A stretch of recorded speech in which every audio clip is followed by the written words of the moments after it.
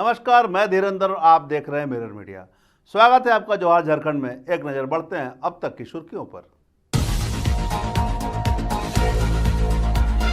रांची में हत्याकांड का खुलासा, अवैध संबंध को छिपाने के लिए वारदात को दिया गया अंजाम, आरोपी गिरफ्तार।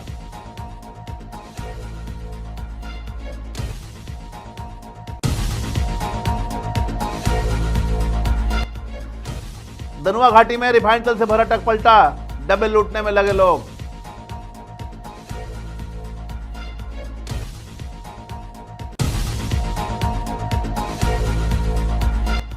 धनबाद में शराब दुकानों की लॉटरी प्रक्रिया संपन्न, 10 ग्रुप में महिलाओं के नाम निकली लॉटरी।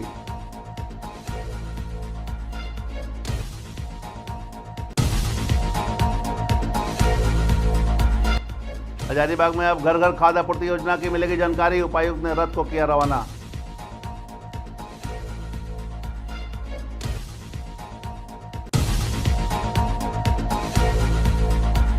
और बोकारो एसपी ने थर्मल थाना का किया निरीक्षण, गश्ती और पेट्रोलिंग को और मजबूत करने के दिए निर्देश।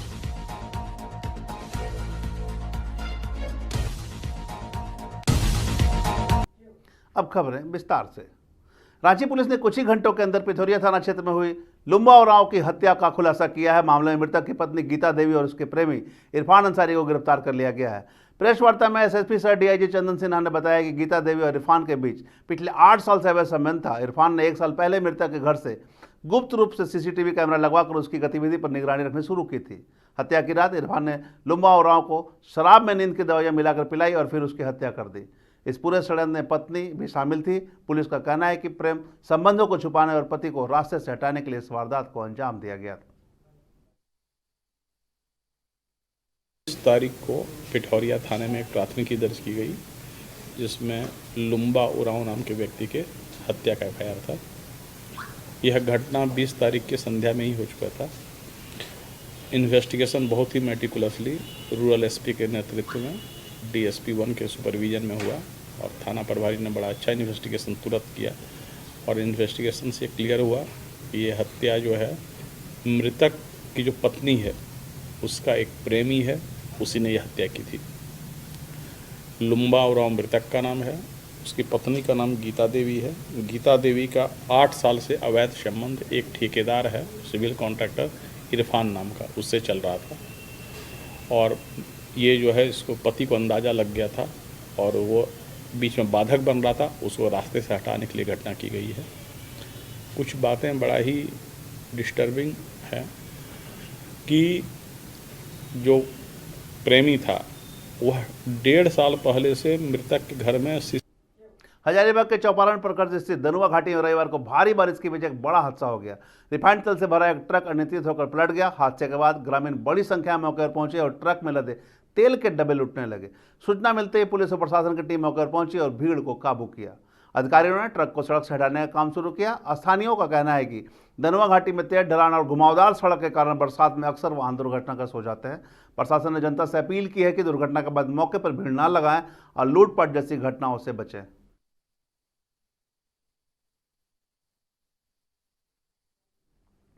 धनबाद में कुल 130 शराब दुकानों के लिए लॉटरी प्रक्रिया संपन्न हो गई है। दुकानों के लिए कुल 51 ग्रुप बनाए गए थे, जिसमें 10 ग्रुप में महिलाओं के नाम लॉटरी निकली है। वहीं आवेदक की ओर से विभाग को 2 करोड़ 20 लाख रुपए का राजस्व प्राप्त हुआ है, जबकि एक्साइज ट्रांसपोर्ट ड्यूटी और एक्साइज ड्यूटी के एवज में धनबाद से 220 करोड़ रुपए प्राप्त होने की उम्मीद है।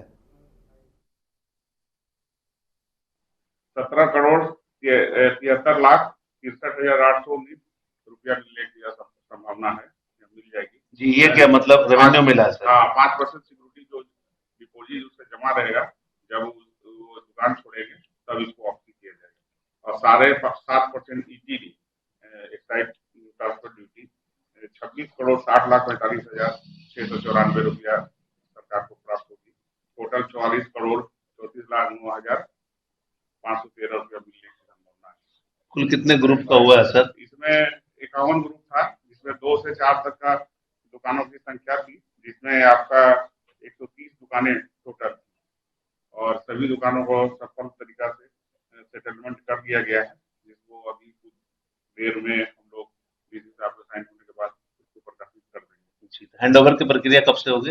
हैंडओवर तो 1 तारीख से उनको खोलना है। अब है कि वो ये जो राशि है सिक्योरिटी मनी और ईटीडी की राशि इन लोगों का 7-8 दिन के अंदर में इन लोगों को जमा कर देना चाहिए और उसके बाद अपना दुकान खोलना है और अपना परमिट लेके माल खरीद के बेचना है।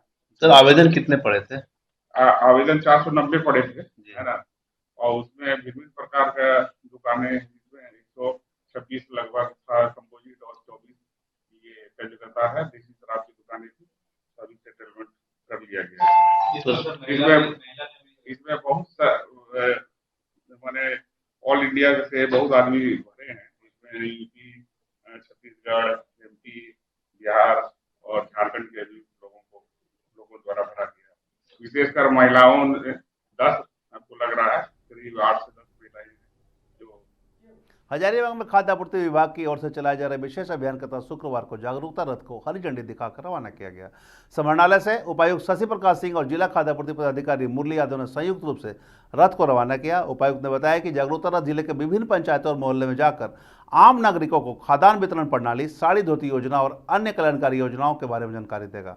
उन्होंने कहा कि यह पहल सुनिश्चित करेगी कि योजनाओं को सही जानकारी सीधे लोगों तक पहुंचे। साथ ही विभाग से जुड़ी गड़बड़ियां और शिकायतों के लिए अब लोग सीधे टोल फ्री नंबर पर शिकायत दर्ज करा सकते हैं।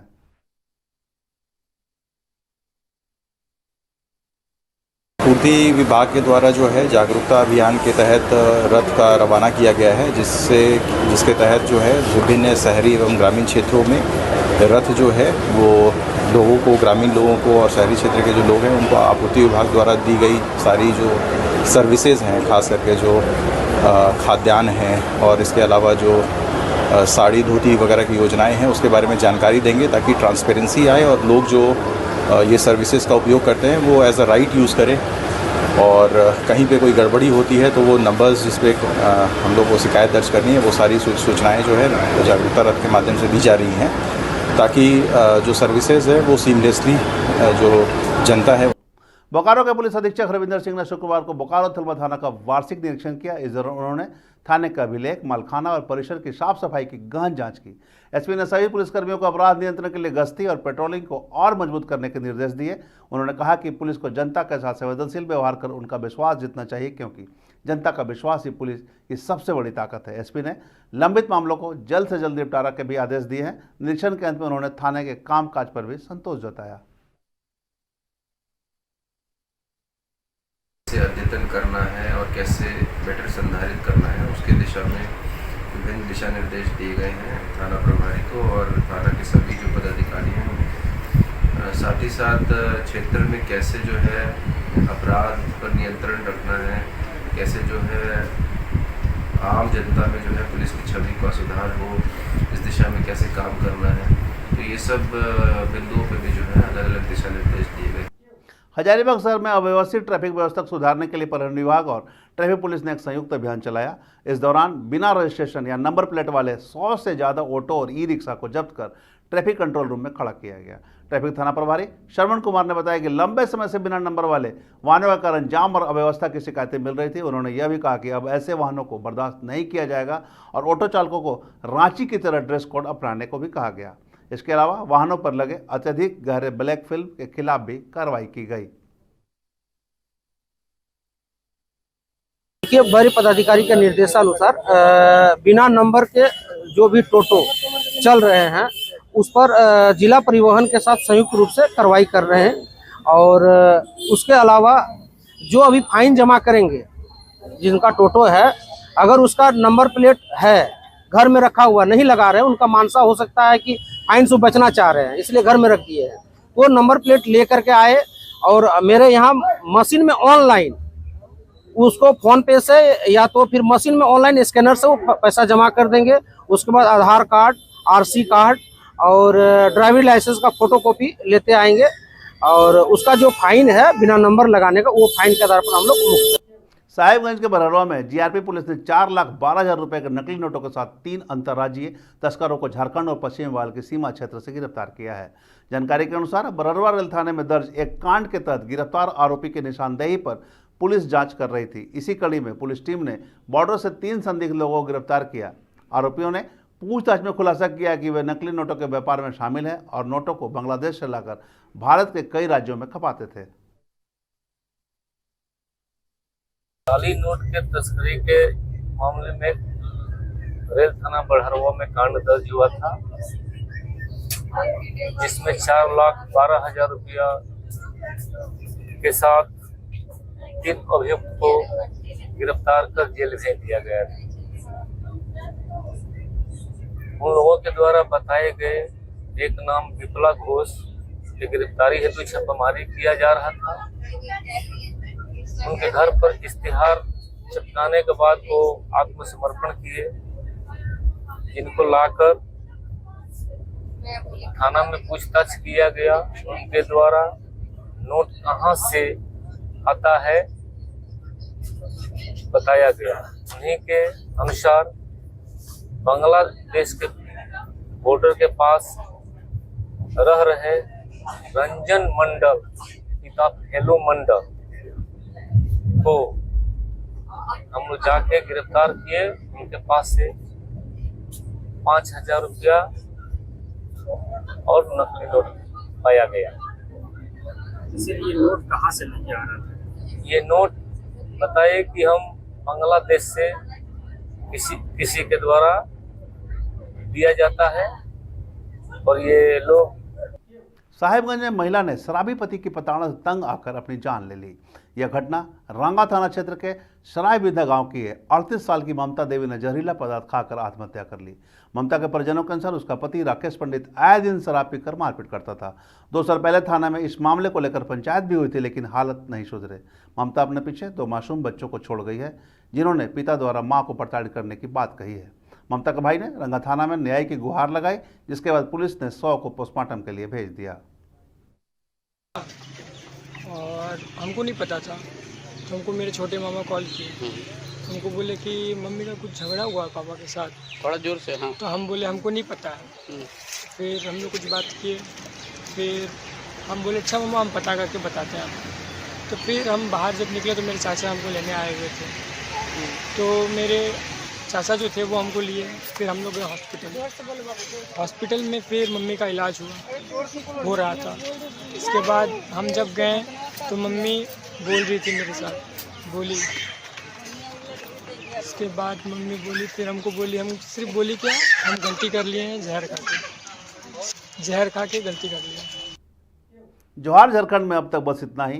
देश और दुनिया की तमाम खबरों के लिए बने रहे मिरर मीडिया के साथ।